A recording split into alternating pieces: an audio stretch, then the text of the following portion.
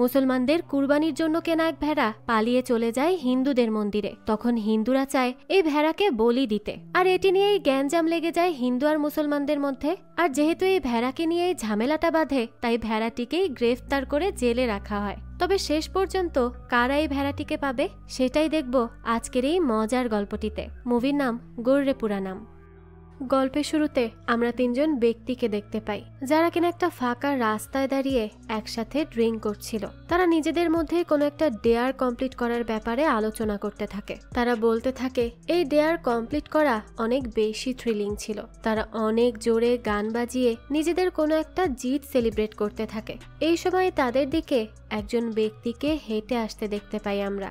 যখন তারা এসব নিয়ে ব্যস্ত, ঠিক তখনই সেই ব্যক্তি পেছন থেকে এসে ওই তিনজনের মধ্যে একজনের পেছনে ছুরি ঢুকিয়ে দেয়। আর যখন বাকি দুইজন ওই ব্যক্তির ফেস দেখতে পায়, তারা তো অনেক বেশি ঘাবড়ে যায়। তাই তারা দ্রুত গাড়ি নিয়ে সেখান থেকে পালায়, আর সেই ব্যক্তি তাদের গাড়ির পেছনেই ছুটতে থাকে। দৃশ্য এখানেই কাট হয়। এখন এই ব্যক্তি কে ছিল আর কেনই বা এদের মারার জন্য পেছনে পড়েছিল, এটা তো আমরা গল্পের সামনেই জানতে পারবো। পরের দৃশ্যে আমরা দেখি এই ঘটনা নিয়ে টিভিতে নিউজ হচ্ছিল। এটা নিয়ে বেশ উত্তেজনারও সৃষ্টি হয়, কেননা যাকে মার্ডার করা হয়েছে সে ছিল পিজি ইনফ্রা ফাউন্ডার নামক একটা বড় কোম্পানির মালিকের ছেলে পাওয়ান রেড্ডি। পুলিশ এই মার্ডারের জন্য যাকে সাসপেক্ট করছে তার নাম রাভি। তো পুলিশ ইনভেস্টিগেশন করে এই মার্ডারের কারণ বের করার চেষ্টা করছে। এরপরে দৃশ্য শিফট হয় পুলিশ স্টেশনে, যেখানে পুলিশ রাভিকে অনেক বেশি পেটাচ্ছিল। আমরা দেখতে পারি রাভি অন্য কেউ নয়, বরং কাল রাতে সেই ব্যক্তিটিই ছিল। পুলিশ তাকে জিজ্ঞেস করতে থাকে সে কেন এই মার্ডারটা করেছে, কিন্তু রাভি তো এই কথার কোনো জবাবই দেয় না, বরং এত মার খেয়েও সে হাসতে থাকে। অন্যদিকে আমরা সেই দুজন ব্যক্তিকে একে অপরের সাথে ফোনে কথা বলতে দেখি, যারা পাওয়ান রেড্ডির মৃত্যুর সময় সেখানে উপস্থিত ছিল, আর রাভিকে দেখার পরই সেখান থেকে পালিয়ে এসেছিল। এখানে একজনের নাম হচ্ছে হরিশ আর আরেকজনের নাম প্রবীণ। প্রবীণ হরিশকে বলে পুলিশ রাভির কেসটার বিষয়ে ইনভেস্টিগেশন করছে, আর সে খবর পেয়েছে যে পুলিশ ইন্সপেক্টর তাদের দুজনকে এই ঘটনার জন্য সাসপেক্ট করেছে। তখন হরিশ বলতে থাকে তাতে কি এসে যায়। প্রবীণ বলে আজই মার্ডারের তদন্তের ব্যাপারে কথা বলতে পুলিশ ইন্সপেক্টর ডিআইজির সাথে দেখা করতে যাবে, আর যদি ডিআইজি এই মামলায় ইনভেস্টিগেশন করতে শুরু করে তবে তো তাদের দুজনকেই জেলের ভেতর থাকতে হবে। তাই সে যেন দ্রুত পুলিশ ইন্সপেক্টরকে ডিআইজির কাছে যাওয়া থেকে কোনোভাবে থামিয়ে নেয়। এখানে আমরা বুঝতে পারি নিশ্চয়ই এই মার্ডারের পেছনে বড় কোনো কাহিনী রয়েছে, আর এরা কয়জন সেটার সাথে খুব বাজেভাবে জড়িত। আর এ কারণেই তারা চাইছিল না এই কেসটা নিয়ে কোনো রকমের তদন্ত হোক, কারণ এতে করে তাদের ফেঁসে যাওয়ার সম্ভাবনা রয়েছে। তখন হরিশ বলতে থাকে সে একটা ব্যবস্থা করছে। পরের দৃশ্যে আমরা হরিশকে পুলিশ ইন্সপেক্টরের গাড়ির পিছু করতে দেখতে পাই। পুলিশ ইন্সপেক্টরও ব্যাপারটা লক্ষ্য করে, তাই সে দ্রুত নিজের গাড়ি ড্রাইভ করতে থাকে, কিন্তু তবুও হরিশ তার পিছু করতেই থাকে। তো কিছুক্ষণ পরেই সেখানে একটা বড় অ্যাক্সিডেন্টের শব্দ হয়। এই সময় আমরা একজন বৃদ্ধ ব্যক্তিকে দেখি, যে কিনা ছাগল ভেড়া এসব লালন পালন করত। তো যখন সে নিজের ছাগলের পালদের নিয়ে বাড়ি ফিরছিল, তখনই সে এই শব্দটা শুনতে পায়। তাই সে দ্রুত সেদিকেই আসতে থাকে। এদিকে আমরা দেখি হরিশের গাড়ি একটা কুকুরকে মেরে দিয়ে সেখান থেকে চলে গেছে, আর তখনই সেই কুকুরের মৃতদেহটা একটা ভেড়ার সামনে এসে পড়ে। মূলত এই কুকুরটা ছিল সেই বৃদ্ধ ব্যক্তির। বৃদ্ধ সেখানে আসার পরই নিজের কুকুরকে মৃত অবস্থায় দেখতে পায়। এটা দেখে সে অনেক ভেঙে পড়ে আর কান্না করতে শুরু করে। এখানে আমরা আরো দেখতে পাই যে হরিশ পুলিশ ইন্সপেক্টরের গাড়িতেও ধাক্কা দিয়েছিল, আর এতে পুলিশ ইন্সপেক্টরেরও মৃত্যু হয়েছে। আর এই সব কিছুর উইটনেস ছিল সেই ভেড়া। দৃশ্য এখানেই কাট হয়। পরের দৃশ্যে আমরা দেখি টিভিতে ব্রেকিং নিউজ হচ্ছিল, যেখানে বলা হয় যে ভেড়াটাকে গ্রেফতার করা হয়েছিল সে জেল থেকে পালানোর চেষ্টা করেছিল, আর আজ তাকে আদালতে হাজির করা হবে। এরপর সেই ভেড়াটাকে দেখানো হয়। পুলিশরা তাকে জেল থেকে বের করে আদালতের দিকে নিয়ে যেতে থাকে। তখনই সেখানে অনেক রিপোর্টাররা উপস্থিত ছিল। সকলেই ভেড়াটার ছবি তুলতে থাকে আর এটা নিয়েই নিউজ করতে থাকে। পুলিশরা কোনো মতে ভেড়াটাকে তাদের ভ্যানে তুলে নেয় আর আদালতের উদ্দেশ্যে রওনা দেয়। এই সময় ভেড়াটা আমাদের বলতে থাকে একটা ভেড়াকে জেলে দেয়া হয়েছে, সে সেখান থেকে পালানোরও চেষ্টা করেছে। এরপর তাকে আদালতেও নেওয়া হচ্ছে। এই সব কিছু নিশ্চয়ই অনেক রহস্যময় মনে হচ্ছে, তাই না? সে বলে তার এই কাহিনী শুরু হয়েছিল 3 সপ্তাহ আগে, আর 3 জন ব্যক্তি এর পেছনে জড়িত। এরপরই কাহিনী এই ঘটনার 3 সপ্তাহ আগে চলে যায়। এখানে আমরা সেই বৃদ্ধ ব্যক্তিকে দেখতে পাই যার কুকুর মারা গিয়েছিল। সেই বৃদ্ধার নাম ছিল সুরায়না। নারায়ণ নামের একজন ব্যক্তি এসে তাকে জিজ্ঞেস করে গতকাল রাতে নাকি তার কুকুর মারা গিয়েছে। তখনই সেখানে সেই ভেড়াটাও ছিল। সে বলতে থাকে সে কি করে এই বিষয়ে জেনেছে, তারা তো মাইকিং করেনি, তাহলে সে জানলো কিভাবে। নারায়ণ তখন সুরায়নাকে বলে তার কুকুরের মৃত্যুর খবর এই পেপারে ছাপানো হয়েছে। তার কুকুরের মৃত্যুতে তাদের গ্রামের তো অনেক নাম হয়ে গেল। সুরায়না তো এসব শুনে খুব কাঁদতে থাকে, কারণ তার তো কষ্ট হচ্ছিল। তখনই সেখানে আরো একটা ছাগল চলে আসে, আর তার নাম ছিল লক্ষ্মণ। সে এসে ভেড়াটিকে বলতে থাকে এত সকাল সকাল নারায়ণ এখানে কি করছে। জবাবে ভেড়াটি বলে প্রতিদিনের মতোই সে গল্প করতে চলে এসেছে। তখনই লক্ষ্মণ নামের ছাগলটা বলতে থাকে কুকুরটা সত্যিই মারা গিয়ে আমাদের গ্রামকে বিখ্যাত করে দিল। এইটা শুনে ভেড়াটা বলতে থাকে আমিও একদিন আমাদের গ্রামকে অনেক বিখ্যাত করে দিব। তখন লক্ষ্মণ জিজ্ঞেস করে সেও কি অ্যাক্সিডেন্টে মারা যাবে নাকি, কারণ কুকুরটা তো মারা গিয়েই এই গ্রামকে বিখ্যাত করে গেল। এটা শুনে ভেড়া বলে লক্ষ্মণ কি তার সাথে মজা করছে নাকি। তখন লক্ষ্মণ নামের ছাগলটি বলে সে মোটেও মজা করছে না। এই সময়ে নারায়ণ সুরায়নাকে জিজ্ঞেস করতে থাকে যে সবকিছু কি করে ঘটে গেল। সুরায়না তখন ভেড়ার দিকে তাকিয়ে বলতে থাকে ভেড়াটাকে খুঁজতে গিয়েই এই কাহিনী হয়েছিল। তখনই ভেড়াটা আমাদের তার নিজের ব্যাপারে বলতে থাকে। সে জানায় তার নাম রাম ওরফে ইউসু। সে কখনোই একটা বন্দি জীবন চায়নি, শুধুমাত্র একটা পালের সাথে ঘুরে বেড়ানো তার কখনোই ভালো লাগতো না। সে তো চারিদিকে ঘুরে বেড়াতে চাইতো। একদিন যখন তারা পাহাড়ের উপরে গিয়েছিল তখন এই পুরো শহরটা তার নজরে আসে। এটা দেখেই তো তার কাছে নতুন একটা দুনিয়া মনে হয়। তার অনেক বেশি ভালো লাগে। এই দুনিয়াটা তার কাছে অনেক বেশি আকর্ষণীয় লাগতে থাকে। তখন থেকেই তার জীবনের লক্ষ্য ছিল এই দুনিয়াতে যাওয়া আর চারিদিক ঘুরে দেখা। এর কিছুদিন পরেই মাস্তান নামক একজন লোক আসে তাদের খামারে। মাস্তান প্রত্যেক মাসে একবার করে তাদের খামারে আসতো আর বেশ কিছু ছাগল নিয়ে ফিরে যেত।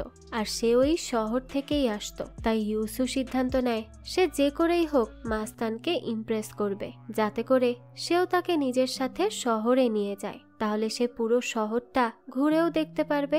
এরপর থেকে ইউসু অনেক বেশি খাওয়া দাওয়া করতে শুরু করে, যাতে করে সে আরো বেশি মোটা তাজা হয়ে যায়। আর মাস্তানের চোখ যেন তার উপর পড়ে, আর সে যেন তাকে পছন্দ করে এখান থেকে নিয়ে যায়। এরপরই সে লক্ষ্মণকেও সেই শহরের ব্যাপারে জানায়, আর তাকেও পাহাড়ের চূড়ায় নিয়ে গিয়ে সেই শহরটা দেখায়। লক্ষ্মণেরও তো সেই জায়গা অনেক বেশি ভালো লাগে। তাদের কাছে তো এটা একটা ম্যাজিক্যাল দুনিয়া। তো লক্ষ্মণ বলে সেও এখান থেকে পালাতে চায়। রাতে যখন সুরায়না সব ছাগল কাউন্ট করছিল তখন সে দেখতে পায় ইয়াসু অর্থাৎ তার ভেড়াটা সেখানে নেই। সে তো এতে বেশ বিরক্ত হয়ে যায়।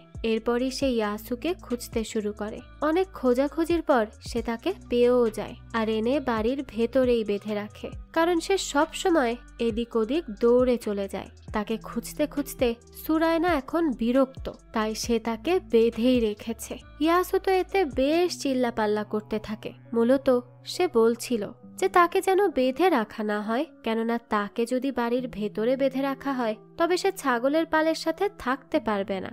আর যদি সে ছাগলের পালের ভেতর না থাকে তবে মাস্তান তো তাকে দেখতেও পারবে না, আর সেখান থেকে সে বেরও হতে পারবে না। সুরায়না তো তাকে বেঁধে রেখে সেখান থেকে চলে যায়। সে চলে যাওয়ার পরই সেই ছাগল অর্থাৎ লক্ষ্মণ ইয়াসুর কাছে আসে। ইয়াসু লক্ষ্মণকে বলে সে যেন তাকে সাহায্য করে। তখনই লক্ষ্মণ ধাক্কা দিয়ে একটা ছুরি দড়ির উপর ফেলে দেয়, আর ইয়াসু সারা রাত সেই ছুরির সাহায্যে নিজের দড়ি কাটার চেষ্টা করতে থাকে। তাকে যে এখান থেকে বেরোতেই হবে। তো পরদিন সকালেই দেখা যায় মাস্তান নিজের মিনি ট্রাক নিয়ে তাদের খামারে চলে আসে। ইয়াসু তখনও বাড়ির ভেতরে বাঁধা অবস্থায় ছিল।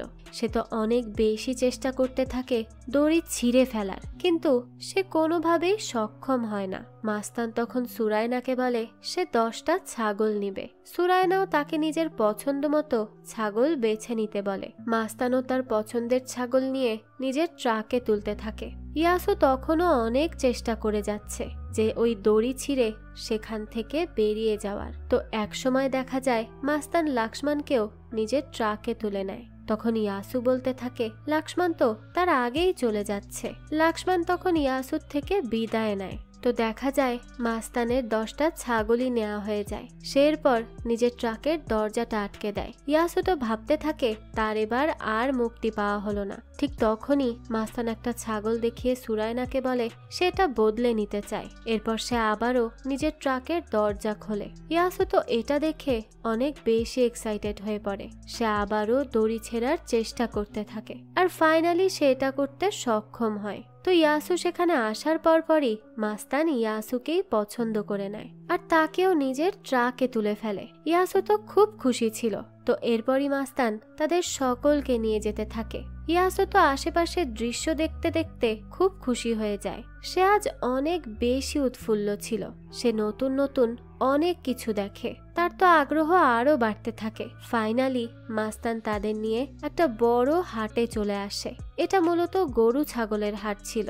তো মাস্তান তার সকল ছাগলকে একটা পাইকারের কাছে বিক্রি করে দেয় আর সেখান থেকে চলে যায়। কিছুক্ষণ পরেই সেখানে রফিক নামের একটা লোক আসে। মূলত এখানে সে ভেড়া কিনতেই এসেছিল।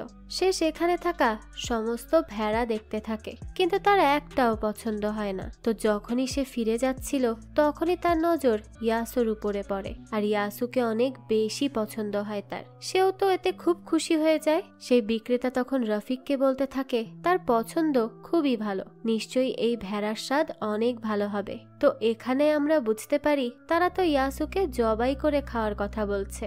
ইয়াসু তো সেটা বুঝতেও পারে না। এরপর সে লাক্সমানের থেকে বিদায় নেয় আর বলতে থাকে নিশ্চয়ই তাদের পরবর্তীতে দেখা হবে যখন তারা দুজনেই সেলিব্রিটি হয়ে যাবে। বেচারা তো জানেও না যে তাকে এরা একটু পরেই কেটে খেয়ে ফেলার চিন্তা করছে। তো এরপর রফিক ইয়াসুকে কিনে সেখান থেকে নিজের বাড়িতে চলে যায়। রফিক যাওয়ার পরই সেখানে নারা সিনহা নামক একজন ব্যক্তি আসে সেখান থেকে একটা ছাগল কেনার জন্য। সে এসেই বলতে থাকে এই দোকান তো একদম ছাগল দিয়ে ভরে রয়েছে। জবাবে সেই দোকানদার বলে আগামীকাল কুরবানির ঈদ, তাই অনেক বেশি পশু বেচা কেনা হচ্ছে। তখন নারা সিনহা তাকে বলে আগামীকাল তো তাদের হিন্দুদেরও একটা অনুষ্ঠান আছে আর সেখানে তাদের একটা পশু বলি দিতে হবে, তাই সে যেন তার বাড়িতে একটা পশু পাঠিয়ে দেয়। পাইকারও তাকে এই ব্যাপারে আশ্বস্ত করে। মূলত রফিক আর নারা সিনহা দুজনেই এই গ্রামের দুই ধর্মের প্রভাবশালী ব্যক্তি। এ কারণে সকলেই তাদের অনেক সম্মান করত। অন্যদিকে আমরা দেখি রফিক যখন তার বাড়িতে পৌঁছায় তখন তার মেয়ে আসমা তো ইয়াসুকে দেখে অনেক বেশি খুশি হয়ে যায়। সে তাকে দেখে আদর করতে শুরু করে। ইয়াসুর তো এতে অনেক বেশি ভালো লাগে। প্রথমবারের মতো এত ছোট একটা মালিক পেয়ে সে তো খুবই খুশি ছিল। তো আসমা সারাটা দিন ইয়াসুর সাথেই থাকে, তাকে খাবার খাওয়ায়, তার সাথে খেলা করে। এমনকি যখন তার বন্ধুরা খেলার জন্য তাকে ডাকতে আসে তখন সে জানায় সে তার ভেড়ার সাথেই খেলবে। তখন তার বন্ধুরা তাকে বলতে থাকে কালকে ঈদের পরে যখন এটাকে জবাই করা হবে তখন তো আসমাকে তাদের সাথেই খেলতে হবে, তখন আর তারা তাকে খেলতে নিবে না। এটা শুনে আসমা বলতে থাকে সে তার ভেড়াকে কুরবানি করতে দিবে না, সে তাকে তার কাছেই রাখবে। এখানে আমরা আসমা আর ইয়াসুর মধ্যে অনেক ভালো একটা বন্ডিং হতে দেখি। রাতে ঘুমানোর সময় আসমা তার মাকে বলে সে সকালে খুব দ্রুত উঠবে আর ওই ভেড়ার সাথে খেলবে। তার মাও তাকে আশ্বস্ত করে ঘুমাতে পাঠিয়ে দেয়। কিছুক্ষণ পরেই রাফিক বাড়িতে ফিরে আসে। খাবার খাওয়ার সময় সে নিজের স্ত্রীকে জানায় আগামীকাল 9টায় কুরবানি করা হবে। এর মধ্যেই সেখানে আসমা চলে আসে। সেও তার বাবা মায়ের কথা শুনে নিয়েছিল, তাই সে বলে সে তার ভেড়াকে গুড নাইট জানায়নি, তাই সে তাকে গুড নাইট জানাতে যেতে চায়। রফিক তখন গিয়ে তাকে চুপচাপ ঘুমিয়ে পড়তে বলে। আসমা তখন ঘুমানোর সময় নিজের মাকে বলে তারা কি ভেড়াটাকে তাদের সাথে রাখতে পারে না। তার মা তার কথার কোনো জবাবই দেয় না। কিছুক্ষণ পরই যখন আসমার মা ঘুমিয়ে পড়ে তখন সে চুপি চুপি ইয়াসুর কাছে চলে যায়। সে ইয়াসুকে খুলে দিয়ে তাকে এখান থেকে পালিয়ে যেতে বলে, কিন্তু ইয়াসু তো সেখান থেকে যাচ্ছিলই না। সে তো ভাবছে সবাই তো এখানে, তারা অনেক যত্ন করছে তাকে, সে কেন এখান থেকে চলে যাবে।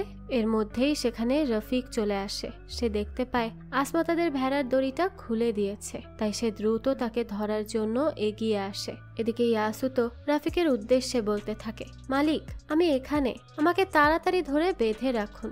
রাফিক তখন ইয়াসুকে বেঁধে রেখে আসমাকে নিয়ে ঘরে চলে যায়। পরদিন সকালে যখন সে কোরবানির উদ্দেশ্যে বের হচ্ছিল, তখন সে নিজের স্ত্রীকে আসমার ব্যাপারে জিজ্ঞেস করে। রাফিকের স্ত্রী জানায় আসমা সারা রাত কেঁদেছে আর সকালের দিকেই ঘুমিয়েছে। তখনই রফিক বলে আসমা যাতে কোরবানির আগে ঘুম থেকে না ওঠে, এই ব্যাপারে যেন তার স্ত্রী খেয়াল রাখে।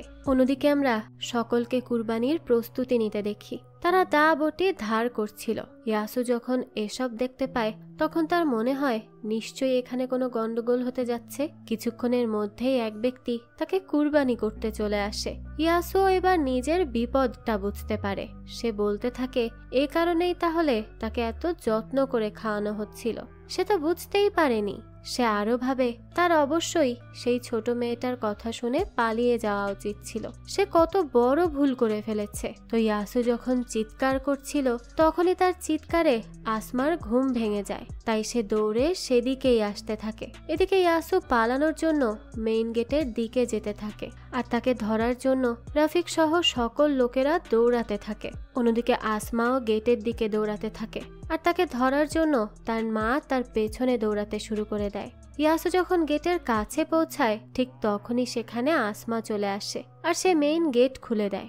এতে ইয়াসু সেখান থেকে পালিয়ে যেতে সক্ষম হয়। সে তো প্রাণপণে দৌড়াতে থাকে আর বাকি লোকেরাও তাকে ধরার জন্য তার পেছনে দৌড়াতে শুরু করে। এভাবে সে শহরের গলির ভেতর ঢুকে যায়। তখনই একজন ব্যক্তি একটা উঁচু বাড়ির ছাদের উপরে উঠে আর সকলকে উদ্দেশ্য করে দিক নির্দেশনা দিতে থাকে যে ভেড়াটা কোন দিকে গিয়েছে। তার দিক নির্দেশনা অনুযায়ী সকলে সেদিকেই যেতে থাকে ভেড়াটাকে ধরার জন্য। তো দৌড়ানোর এক পর্যায়ে ইয়াসু লাক্সমানের কাটা মাথাটা দেখতে পায়। এটা দেখে তো তার অনেক বেশি খারাপ লাগে। সে তখন লাক্সমানকে উদ্দেশ্য করে সরি বলে, কেননা আজ তার কারণেই লাক্সমান এখানে এসেছিল আর এই পরিস্থিতির শিকার হয়েছে। ইতিমধ্যেই সেই লোকগুলো তাকে ধরার জন্য সেখানেও চলে আসে। তাই ইয়াসু আবারও দৌড়াতে শুরু করে। এক পর্যায়ে সেই লোকগুলো ইয়াসুকে আর খুঁজে পায় না। তারা অন্য একটা গলিতে চলে যায়। কিন্তু ইয়াসু তখন সেখানেই একটা গলির ফাঁকার মধ্যে লুকিয়েছিল।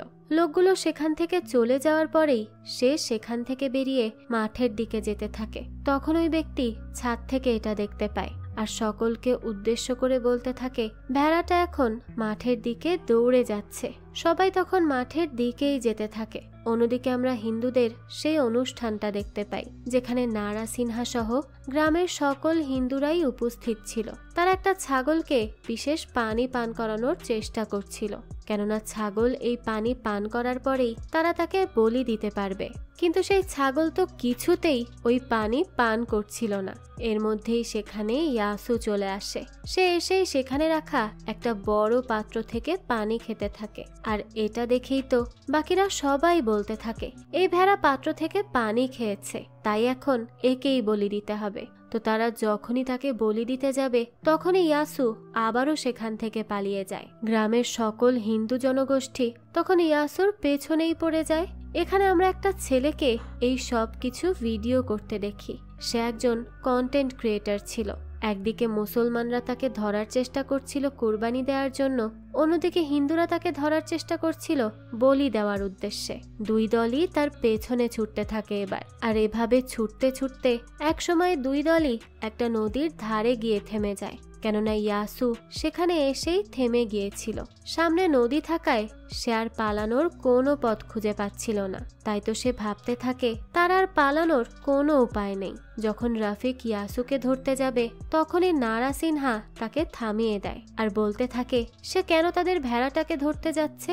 এটা শুনে তো রাফিক বেশ অবাক হয় আর এখানেই দৃশ্য কাট হয়। পরের দৃশ্যে আমরা দেখতে পাই দুই দলের মধ্যেই এই ভেড়া নিয়ে দ্বন্দ্ব লেগে গেছে। দুই দলই দাবি করছে এই ভেড়া তাদের। তো কিছুক্ষণের মধ্যেই বিচারের জন্য গ্রামের পঞ্চায়েত প্রধান আর প্রেসিডেন্ট সেখানে চলে আসে। প্রেসিডেন্টের সাথে তার অ্যাসিস্ট্যান্টও এসেছিল। যে কিনা সব সময় আইসক্রিম খেতে থাকতো। প্রেসিডেন্ট তাদের পুরো ব্যাপারটা খুলে বলতে বলে। তখন একজন ব্যক্তি বলতে থাকে, রফিক ভাই কুরবানির জন্য ভেড়া কিনেছিল, কিন্তু কুরবানির ঠিক আগ মুহূর্তে ভেড়াটা তার বাড়ি থেকে পালিয়ে গেছে। এরপর সকলে তাকে ধরার জন্য তার পেছনে ছুটছিল। এর মধ্যেই ভেড়াটা হিন্দুদের মন্দিরে ঢুকে যায়, আর এরপরেই তারা দাবি করছে এই ভেড়া নাকি তাদের। তখন নারাসিনহা বলতে থাকে, এই ভেড়া শুধু তাদের মন্দিরেই আসেনি, বরং মন্দিরে এসে তাদের পাত্রে রাখা বিশেষ পানীয় পান করেছে, আর এটা তাদের দেবীর ইশারাতেই হয়েছে। আর যেহেতু ভেড়া তাদের মন্দিরে চলে এসেছে, তাই এটা এখন তাদের। তখন অপর ব্যক্তি বলে, রফিক ভাই 10,000 টাকা দিয়ে এই ভেড়া কিনেছে, আর এখন কিনা তারা এটা নিজের বলে দাবি করছে। তখনই এক হিন্দু ব্যক্তি বলতে থাকে, তারা 10,000 টাকা দিয়ে দিবে, তবু যেন এই ভেড়ার দাবি তারা ছেড়ে দেয়। এই কথা শুনে তো সকল মুসলমানই রেগে যায়। তারা বলতে থাকে, বিষয়টা শুধুমাত্র 10,000 টাকার নয়। রফিক প্রেসিডেন্টকে উদ্দেশ্য করে বলে, হিন্দুরাও তো তাদের কাছ থেকে তাদের বাগানের ফুল কিনে নেয়, এরপর কি তারা কখনো হিন্দুদের মন্দিরে গিয়ে দাবি করবে যে এই ফুল তাদের? নারাসিনহাও তখন পাল্টা যুক্তি দিতে থাকে, আর তাদের মধ্যে বেশ দ্বন্দ্ব লেগে যায়। এই সময়ই পেছনে থাকা একজন মহিলা জোরে জোরে কথা বলতে থাকে। এটা দেখে সকলে বলতে শুরু করে, তার উপর দেবী ভর করেছে। তখন সেই মহিলা সকলকে উদ্দেশ্য করে বলে, আমি এই ভেড়াকে মন্দিরে পাঠিয়েছি, তাই তোরা সবাই একে আমার উদ্দেশ্যে বলি দে। এই কথা শুনে তো সব হিন্দুরা হইচই করতে শুরু করে দেয়, আর দেবীর স্লোগান দিতে থাকে। তো মুসলমানরা যখন এটা দেখে, তখন তারাও আল্লাহ আকবার বলে স্লোগান দিতে থাকে, আর তলোয়ার বের করে বাজানো শুরু করে দেয়। আর উভয়ের এসব বাদ্যযন্ত্রের আওয়াজে একটা মিউজিক সৃষ্টি হয়ে যায়। এই শব্দে তো গ্রামের প্রেসিডেন্টের অ্যাসিস্ট্যান্ট এসে নাচতে শুরু করে, আর তার সাথে সাথে সকলেই নাচতে শুরু করে দেয়। প্রেসিডেন্ট এসব দেখে ধমক দিয়ে তাদের সকলকে থামায়। এরপর সে তাদের সবাইকে উদ্দেশ্য করে বলতে থাকে, তারা সবাই এই গ্রামে শান্তিপূর্ণভাবে বসবাস করে। এতদিন যাবৎ কখনোই তাদের মধ্যে ধর্মীয় কোনো দ্বন্দ্ব দেখা যায়নি। এখানে হিন্দু মুসলিম সবাই শান্তিতে বাস করে, আর তাই এই গ্রামের নাম আল্লারাম।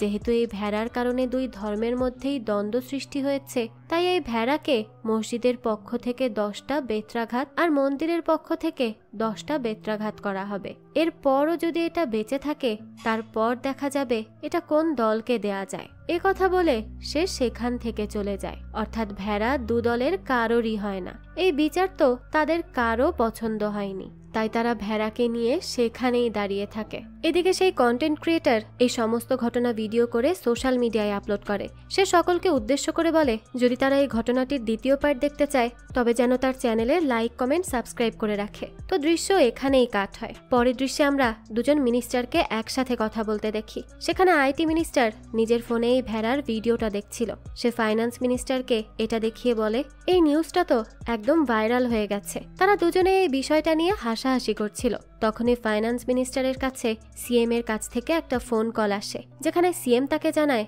হারিশ নিজের গাড়ি দিয়ে একটা কুকুর আর একজন পুলিশ ইন্সপেক্টরকে মেরে ফেলেছে। আর এটা নিয়ে নিউজ জিটিভি নামক একটা টিভি চ্যানেলের কাছে চলে গেছে। তারা এটা নিয়ে ব্রেকিং নিউজ করতে যাচ্ছে। মিনিস্টার যেন দ্রুত এর কোনো ব্যবস্থা করে, নয়তো তাদের সরকার হুমকির মুখে পড়বে। এ কথা শুনে তো মিনিস্টার বেশ চিন্তিত হয়ে পড়ে, কেননা হারিশ ছিল তারই ছেলে। এর মধ্যে হারিশ সেখানে চলে আসে। প্রথমে তো মিনিস্টার তাকে একটা চড় মারে, এরপর জিজ্ঞেস করে সে সব কেন করেছে। জবাবে হারিশ বলতে থাকে, সে পুলিশ ইন্সপেক্টর ডিআইজির সাথে কথা বলতে যাচ্ছিল, আর যদি সে ডিআইজির সাথে দেখা করত তবে তো আরো বেশি সমস্যা হয়ে যেত। যদিও সে ইন্সপেক্টরকে মার্ডার করতে চায়নি, শুধুমাত্র তাকে ভয় দেখাতে চেয়েছিল, কিন্তু ভুলবশত এটা হয়ে গেছে। মিনিস্টার তো এসব শুনে বেশ রেগে যায়। সে নিজের ছেলেকে জিজ্ঞেস করে তার সাথে আর কে কে যুক্ত রয়েছে। তখন হারিশ জানায় আইটি মিনিস্টারের ছেলে প্রবীণ। এরপর সে বাড়ির ভেতর চলে যায়। সে যাওয়ার পরেই দুই মিনিস্টার বলতে থাকে তাদের ছেলেরা তাদের মতোই পার্টনার ইন ক্রাইম হয়েছে, তাই এখন তাদের দুজনকেই এই বিষয়টা ধামা চাপা দিতে হবে। এরপর আইটি মিনিস্টার সেই জিটিভির ডিরেক্টরকে ফোন করে। সে তাকে এই নিউজটা টেলিকাস্ট করতে বন্ধ করে দিতে বলে। ডিরেক্টর এর বিনিময়ে তার কাছে 7 কোটি টাকা ডিমান্ড করে বসে। যদিও মিনিস্টার প্রথমে তাকে এত টাকা দিতে রাজি হচ্ছিল না, কিন্তু ডিরেক্টর বলতে থাকে তার ছেলে তো শুধু কুকুরকে মারেনি, বরং পুলিশ ইন্সপেক্টরকেও মেরেছে, আর এটা এখন তাদের চ্যানেলের ব্রেকিং নিউজ। সেই নিউজটা টেলিকাস্ট করলে তার চ্যানেলের টিআরপি অনেক বেড়ে যাবে। এসব কথা শোনার পরই মিনিস্টার তাকে পুরো টাকা দিতে রাজি হয়, আর এটাও জানায় সে তাকে একটা ভিডিও পাঠাবে যেটা এখন ইন্টারনেটে খুবই ভাইরাল, আর এই ভিডিওটা তার চ্যানেলকে অনেক বেশি টিআরপি এনে দিতে পারবে। এরপর সে ডিরেক্টরকে আল্লারাম গ্রামের সেই ভিডিওটাও পাঠায়। ডিরেক্টর নিজের এমপ্লয়ীদের এই ভিডিওটাই ব্রেকিং নিউজ করার অর্ডার দেয়। এরপরে ইয়াসুকে নিয়ে টিভিতে ব্রেকিং নিউজ হতে থাকে। সেখানে বলা হয় একটা ভেড়া 2 দলের মধ্যে ধর্মীয় দ্বন্দ্বের সৃষ্টি করেছে। এই ব্রেকিং নিউজের পর তো এই ঘটনা আরো ভাইরাল হয়ে যায়, আর সব মানুষই এটা নিয়ে আলোচনা করতে শুরু করে। সকল রিপোর্টাররা পৌঁছে যায় আল্লারাম গ্রামে। তারা তো সেখানে গিয়েই সকলের ইন্টারভিউ নিতে থাকে। এই বিষয়টা নিয়ে তো বিভিন্ন টিভি চ্যানেলে টক শো শুরু হয়ে যায়, আর এসব টক শোতেও দেখা যায় আলোচকদের ভিতরে ঝগড়া বেঁধে যায়। এর মধ্যে গ্রামে পুলিশও চলে যায়। তারা ইউসুকে নিজেদের কাস্টাডিতে নিয়ে নেয়। এরপর এটাও ভাইরাল নিউজ হয়ে যায়। পরবর্তীতে আমরা পুলিশ স্টেশনের দৃশ্য দেখতে পাই। কিছুক্ষণ পরেই ইয়াসুকেও সেখানে আনা হয়, আর তাকে জেলের ভেতর বন্দি করে রাখা হয়। পরবর্তীতে আল্লারাম গ্রামের 2 দলই পুলিশ স্টেশনে চলে আসে তাদের এফআইআর লেখাতে। একজন কনস্টেবল তাদের জিজ্ঞেস করে তারা যার বিরুদ্ধে এফআইআর লেখাতে চায় তার নাম, ঠিকানা, বাবার নাম সবকিছু যেন ডিটেলসে বলে। মূলত 2 দলই তো এখানে ইউসুর নামে এফআইআর কমপ্লেন করতে এসেছিল, কেননা তার কারণেই তাদের ধর্মীয় অনুষ্ঠান সম্পন্ন হয়নি। কিন্তু যখন তাদের নাম বলতে বলা হয় তখন তো কেউই প্রথমে নাম বলতে পারছিল না। রফিক তখন বলে ভেড়ার নাম আহমেদ, আর নারা সিনহার দল বলতে থাকে ভেড়ার নাম শ্রীনিবাস। 2 দলের মধ্যেই এটা নিয়ে ঝগড়া শুরু হয়ে যায়। তখনই কনস্টেবল বলে এই 2টার একটাও এই ভেড়ার নাম না। তো এরপরই সেই ভেড়াকে একটা খ্রিস্টানদের নাম দিয়ে দেয়। নিউজে জানানো হয় সেই ভাইরাল ভেড়া, যার নাম কিনা ইউসু, তাকে আগামীকাল কোর্টে পেশ করা হবে। পরদিন 2 দলই আদালতে চলে যায়। তারা সেখানে নিজেদের দলের লয়ার আগে থেকেই ঠিক করে রেখেছিল। উভয় দলই বলে এখন বিষয়টা শুধু ভেড়ার নয়, বিষয়টা তাদের ধর্মের সম্মানের হয়ে গেছে। মুসলিম দলের উকিল আশ্বস্ত করে বলে জিত তো তাদেরই হবে। অন্যদিকে হিন্দু পক্ষের উকিলও বলতে থাকে সে মন্ত্র দিয়ে মার্ডার করে ফেলে, তাই জিত তো তাদেরই হবে। দৃশ্য এখানেই কাট হয়। এরপর আমরা কোর্টের দৃশ্য দেখতে পাই, যেখানে বিচারক আসার পরে সবাই দাঁড়িয়ে তাকে সম্মান জানায়। কিন্তু কোর্টের ভেতরে থাকা একটা ছেলে তখন গেমস খেলছিল, তাই সে বিচারকের আসার ব্যাপারটা লক্ষ্যই করে না। তখনই বিচারক তাকে উদ্দেশ্য করে বলে সে এখানে কেন এসেছে। জবাবে ছেলেটা বলে আজ তার বন্ধুর হেয়ারিং, তাই সে এখানে এসেছে, কিন্তু সময় যাচ্ছিল না, তাই টাইম পাসের জন্য সে গেম খেলছিল। এই কথা শুনে সেই বিচারক বলতে থাকে যাও, তোমাকে 3 বছরের কারাদণ্ডের শাস্তি দিয়ে দিলাম। এটা শুনে তো বেচারা পুরোপুরি শকড হয়ে যায়। সে বলতে থাকে অপরাধ তো তার বন্ধু করেছে, সে তো এমনিতেই এখানে এসেছিল, তাহলে তাকে কেন শাস্তি দেওয়া হচ্ছে। বিচারক এই কথা শুনে তার বন্ধুকে ছেড়ে দেয়, আর পুলিশকে আদেশ দেয় এখান থেকে তাকে নিয়ে যাওয়ার জন্য। এরপর সে নেক্সট কেসের আসামিকে কাঠগড়ায় তুলতে বলে। তখনই সেখানে ইয়াসুকে আনা হয়। কোর্টের ভেতর একটা ভেড়াকে দেখে তো বিচারক হতবাক হয়ে যায়। সে বলতে থাকে এখানে এত মানুষ থাকতে কোর্টের ভেতরে যে ভেড়া চলে এসেছে এটা কি কেউ খেয়াল করেনি নাকি। তখন সকলে বলতে থাকে এই ভেড়াই তো আসামি। এই কথা শুনে তো বিচারক আরো বেশি শকড হয়ে যায়। এরপর আইনজীবী তাকে সমস্ত ঘটনা খুলে বলে। বিচারক তো এই সব কিছু শুনছিল আর অবাক হচ্ছিল। সব শোনার পর সে বলে তাদের কি কোনো কাজ নেই যে একটা ভেড়ার বিরুদ্ধে তারা মামলা করেছে, আবার এখানেও এনেছে তার বিচার করার জন্য। এরপর সে বলে যেহেতু সকলের মতে এই ভেড়া এত বেশি অন্যায় করেছে, তাহলে এই ভেড়াকে এনিম্যাল ডেভেলপমেন্ট ফাউন্ডেশনে পাঠিয়ে দেওয়া হোক, আর সেখানেই তাকে 3 বছর রাখার আদেশ দেয় সে। এরপরই এই কেস ডিসমিস করে দেওয়া হয়। এই নিউজ আবারও ব্রেকিং নিউজ হয়ে যায়। এদিকে এনিম্যাল ডেভেলপমেন্ট ফাউন্ডেশনের লোকেরা তো কিছুতেই ইয়াসুকে অ্যাকসেপ্ট করতে চাইছিল না। সাংবাদিকরা যখন তাকে এই ব্যাপারে প্রশ্ন করে তখন সে বলতে থাকে যে তাদের প্রাণী সম্পদ আইনে ভেড়া অন্তর্ভুক্ত নেই। এ কারণেই তারা ভেড়াকে তাদের ফাউন্ডেশনে নিতে পারবে না। এই কথা বলে সে দ্রুত সেখান থেকে কেটে পড়ে। এই বিষয়টা নিয়েও বিভিন্ন টিভি চ্যানেলে নিউজ, টক শোর অনুষ্ঠান এসব হতে থাকে। পরের দৃশ্যে আমরা দেখি ইয়াসুকে যেহেতু অ্যানিমেল ডেভেলপমেন্ট ফাউন্ডেশন নিতে অস্বীকার করে, তাই তাকে সেন্ট্রাল জেলে পাঠিয়ে দেওয়া হয়। সেখানে তাকে একটা সেলে বন্দি করা হয়। আর সেই সেলে আমরা গল্পের প্রথম দৃশ্যে দেখানো সেই ব্যক্তি অর্থাৎ রাভিকে দেখতে পাই। পরের দৃশ্যে আমরা রাভি আর একজন কনস্টেবলকে একসাথে কথা বলতে দেখি। কনস্টেবল তাকে বলে তাকে একটা ভেড়ার সাথে সেল শেয়ার করতে হচ্ছে, এতে নিশ্চয়ই তার অনেক অসুবিধা হচ্ছে।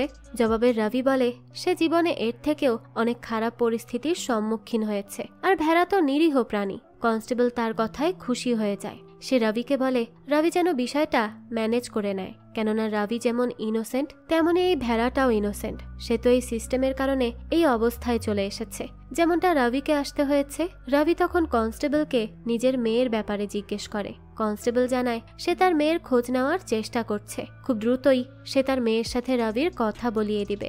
এ কথা বলে কনস্টেবল সেখান থেকে চলে যায়, আর রাভি নিজের সেলে ফিরে আসে। এদিকে ইয়াসু বলতে থাকে সে খুব ভালোভাবেই বুঝতে পারছিল সেই ধর্মীয় দ্বন্দ্ব আর এই দুর্নীতিগ্রস্ত সিস্টেমের ভেতরে ফেসে গেছে, কিন্তু এখানে তারও একটা দল আছে যারা কিনা তার মতো পশুদের হয়ে কাজ করে। এরপর আমরা দেখি ইয়াসুর সমর্থনে বিভিন্ন প্রাণী সমিতি থেকে প্রোটেস্ট শুরু হয়েছে। সারা দেশে #সেভইয়াসু ভাইরাল হয়ে যায়।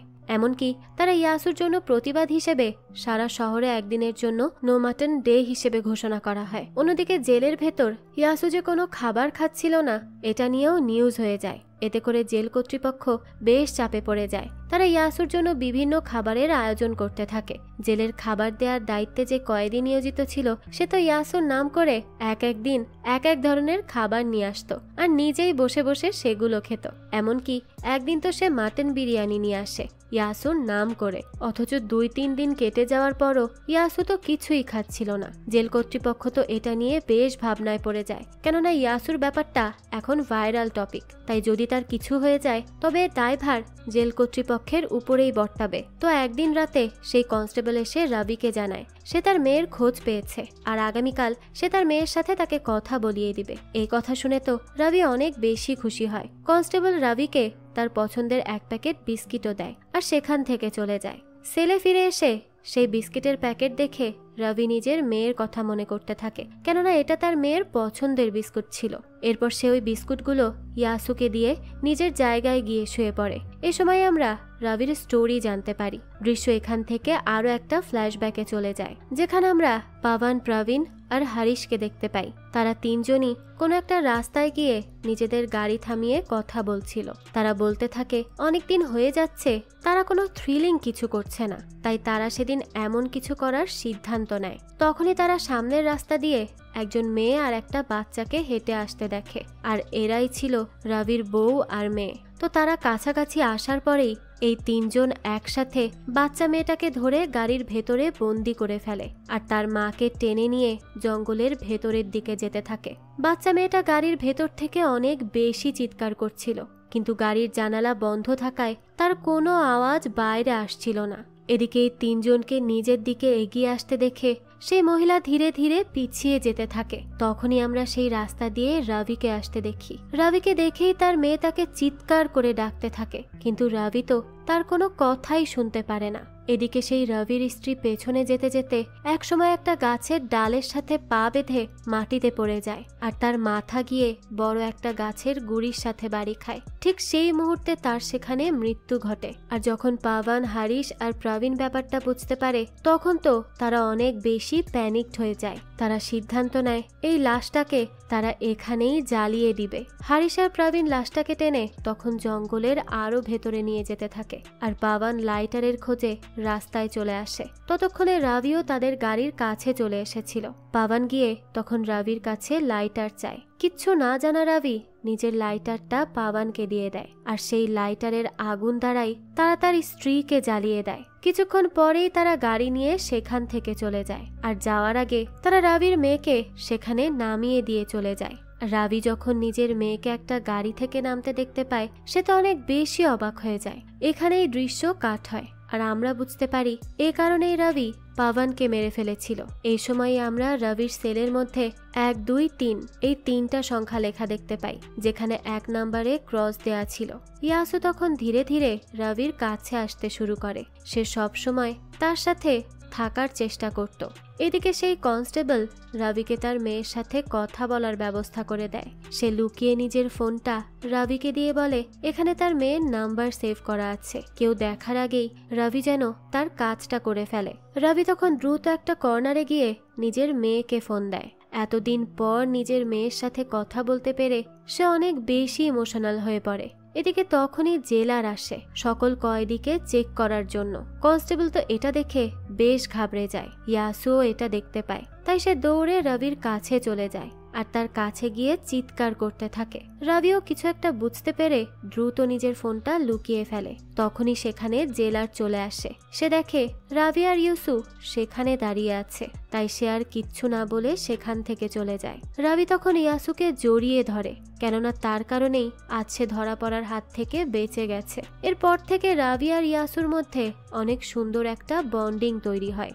রবি ইয়াসুকে নিজের সন্তানের নজরেই দেখতে শুরু করে। সে তার অনেক বেশি খেয়াল রাখত আর সবসময় নিজের কাছেই রাখত। অন্যদিকে জেলের কিছু কয়েদি মিলে সিদ্ধান্ত নেয় তারা ইয়াসুকে জবাই করবে, তাহলে তারা একদিন মাটন বিরিয়ানি খেতে পারবে। আচ্ছা, এখানে একটু বলে রাখি, আমরা তো নর্মালি খাসির মাংসকেই মাটন বলে থাকি, ভেড়ার মাংসকেও কিন্তু মাটনই বলা হয়। তবে এটা ভেড়ার বয়সের উপর ডিপেন্ড করে। 1 থেকে 18 মাসের মধ্যে যেসব ভেড়া রয়েছে তাদের মাংসকে ল্যাম্ব বলা হয়, আর যেসব ভেড়ার বয়স 3 বছর বা তার বেশি সেই সব ভেড়ার মাংস মাটন হিসেবে পরিচিত। আর ইউসুর বয়স যেহেতু 3 বছরের বেশি, তাই তারা এখানে মাটনই বলছে। তাই দয়া করে কেউ আবার এটা ভাববেন না যে ভেড়ার মাংসকে আবার মাটন কেন বলছে। অনেকে এটা জেনে থাকতে পারেন, তবে আমার মতো এটা যারা আগে জানতেন না তাদের উদ্দেশ্যে এটা শেয়ার করলাম আর কি। যাই হোক, তো এই কয়েদিদের মধ্যে একজন বলতে থাকে রবি তো সব সময় সেই ভেড়ার সাথে সাথে থাকে, তাহলে কিভাবে তারা এই কাজ করবে? তখনই তারা প্ল্যান করে যখন সকালবেলায় রবি বাগানে কাজ করবে তখন সেই সুযোগে তারা ইয়াসুর কাজটা সেরে ফেলবে। পরদিন যখন রবি বাগানে নিজের কাজে চলে যায় তখন সেই কয়েদির দল ইয়াসুকে ধরে ফেলে। অন্য একজন কয়েদি এই খবরটা আবার রবিকে জানায়। রবি তখন দ্রুত সেদিকে আসতে থাকে। এদিকে তারা যখন ইয়াসুকে মারতেই যাবে তখনই সেখানে ওই কনস্টেবল চলে আসে আর কোনো মতে তাদের হাত থেকে ইয়াসুকে বাঁচিয়ে নেয়। রবি সেখানে চলে আসলে কনস্টেবল বলে সে আর কিছুক্ষণ দেরি করলেই তো ওই অমানুষগুলো এই অবলা প্রাণীটাকে মেরেই ফেলতো। এরপরই সে রবিকে ইয়াসুর খেয়াল রাখতে বলে আর সেখান থেকে চলে যায়। রবিও বুঝে যায় এখানে ইয়াসুর জীবন নিরাপদ নয়, তাই সে সিদ্ধান্ত নেয় সে ইয়াসুকে এখান থেকে যে করেই হোক বের করবে। তাই সে ইয়াসুর পালানোর প্ল্যান করতে থাকে। সে ইয়াসুকে বলে তাদের জেলের বাগানের পাশ দিয়ে একটা রাস্তা গিয়েছে আর সেখান দিয়েই একদল ছাগল ভেড়ার পাল প্রত্যেক দিন যাওয়া আসা করে। সে ইয়াসুকে কোনোভাবে সেই সময় সেই দলের ভেতরে ছেড়ে দিয়ে আসবে। এরপর ইয়াসু যেন তাদের সাথে সেখান থেকে চলে যায়। তো পরদিন যখন সেই ছাগলের পাল ওই রাস্তা দিয়ে যাচ্ছিল তখনই রবি ইয়াসুকে সেখানে রেখে আসার চেষ্টা করে, কিন্তু একজন পুলিশ সদস্য সেখানে চলে আসায় সে আর তা করতে পারে না। সে দেখে পুলিশরা সেই ছাগলের পালকে অন্য রাস্তা দিয়ে যাওয়ার কথা জানিয়ে দিয়েছে। তাই রবি ইয়াসুকে পেছনের রাস্তা দিয়ে বের করে দেওয়ার প্ল্যান করে, কেননা পেছনের দরজার কিছুটা অংশ ভাঙা ছিল। পরদিন প্ল্যান মতো রবি ইয়াসুকে সেই গেটের কাছে নিয়ে যায় আর তাকে যখনই সে ওই গেট দিয়ে বের করে দিতে যাবে তখনই জেলার সেখানে চলে আসে। দৃশ্য এখানেই কাট হয়। এরপর আমরা আবারও দেখতে পাই টিভিতে ব্রেকিং নিউজ হচ্ছে। ইয়াসু নামক সেই ভেড়া জেল থেকে পালানোর চেষ্টা করেছে আর তাই তাকে কোর্টে নেওয়া হচ্ছে। আর এটা তো গল্পের একদম প্রথম দিকে দেখানো সেই দৃশ্য ছিল। ইয়াসু আর রবি দুজনকেই কোর্টে নেওয়া হয়, যেখানে কোর্টে আবারও সেই ভেড়াকে দেখে তো বিচারক অনেক অবাক হয়ে যায়। সে বলতে থাকে এবার আবার এটা কি করছে। তখনই একজন উকিল তাকে সবকিছু বলে। সব শুনে সে ইয়াসু আর রবিকে 7 বছরের জেলের শাস্তি দেয়। এরপরই তাদের পুলিশের ভ্যানে করে সেখান থেকে নিয়ে যাওয়া হচ্ছিল।